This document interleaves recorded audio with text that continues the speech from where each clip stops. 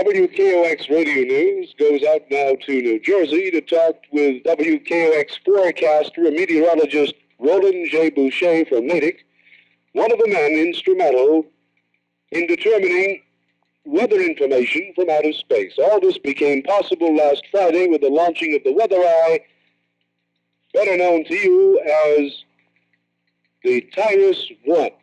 Let's find out what happened with Roland Boucher, where he was, and what has happened to him since that eventful moment.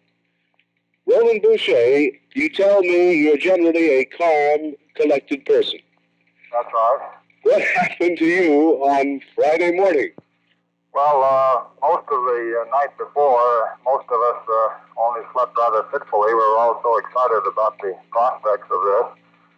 And I think we all got up about 2 hours early and went even without breakfast, which is unusual for me, and rushed to the building where the film is being processed and read out, and stood by the teletype, which was connected directly with Cape Canaveral, Florida, and waited for the countdown, which began, went through very regularly. And then toward the end, there was a halt in the proceedings. Something went wrong down at the Cape, and we had a hold for a few minutes, and then they had to go back on the countdown because some of the valves were sticking and a few other problems arose.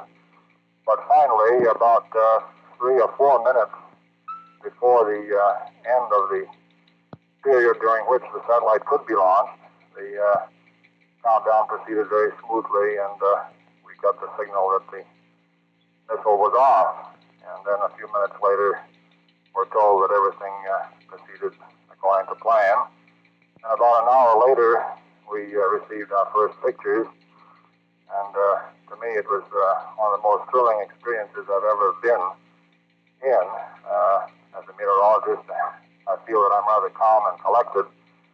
But when I first looked at these films, which had been developed into positives so we could view them through a projector, and they were still wet from the developer, and when I first looked down on them, I felt really, I think, like Galileo must have felt when he first looked into the telescope.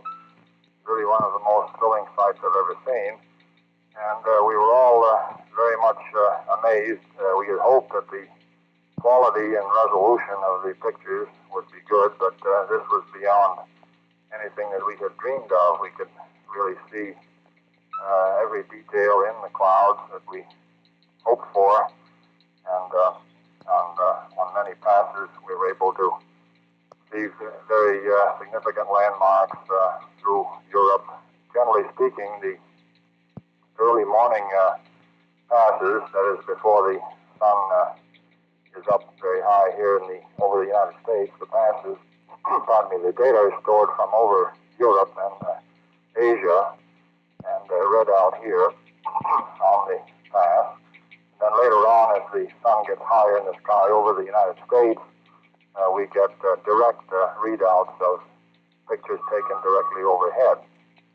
I understand, Roland, that you now have pictures of communist East Germany, also those taken over Soviet Russia, and the satellite is sending back, as you say, wonderful impressions taken 400 miles out in space. That is essentially correct, yes. What do they hope to determine, to ascertain from these photographs?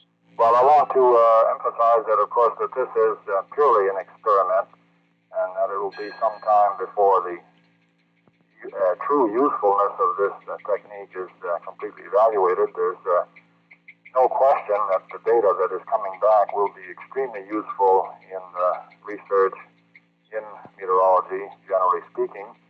As to its usefulness in forecasting, that is not immediately apparent. However, it will add to the general knowledge in the field of meteorology, and anything that adds to the knowledge in that field will ultimately result in some improvement in forecasting, but this is not what we might call a new forecasting tool as such. Do they expect this will give us advance warnings on such things as hurricanes or tornadoes? Well, there's no question that it would detect a newly formed hurricane very quickly, provided the path was over the right spot at the right time, because we have been able to see, for instance, in the Atlantic, very definitely the location of storm centers. We can see the curved bands of the cloud, and it looks very much like every appearance of a vortex, and we know that there is a storm there. So I'm sure that a hurricane would show up very prominently on these particular pictures. In fact, the other day we picked up a squall line over the southern part of the United States that showed up very clearly. Well, then, would it also serve to tell us about other disturbances in other parts of the world? Oh, yes. Everywhere that the camera is on, we can pick up disturbances of one kind or another. Have they determined the life expectancy of this particular bird?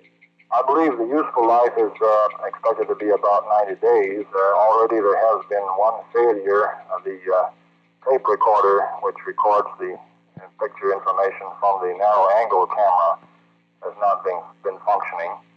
And however, the camera can still be used for direct readout, that is, when it's within range of the readout station.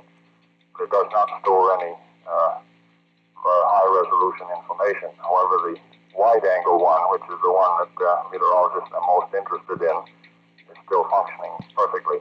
What was the feeling of all your cool, collected meteorologists after you learned your bird had been successful? Oh, it was generally quite a feeling of elation. Everybody was slapping one another's backs and being as joyful as meteorologists can be, I think. Was there anything humorous that occurred that you can recall quickly? Well, not at the moment. But all you know is you set out to do a job, and it appears that it's been done well. Well, now that most of the visiting firemen have left, we're settling down to a fairly normal routine, or trying to establish a routine, and things are functioning quite smoothly.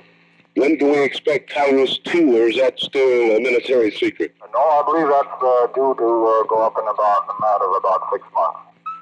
That will contain the infrared sensors, which were supposed to go on this, but we're not quite ready. Well, Roland Boucher, thank you for giving us a picture of what that bird is doing out in space, taking pictures weather-side for you. You're very welcome.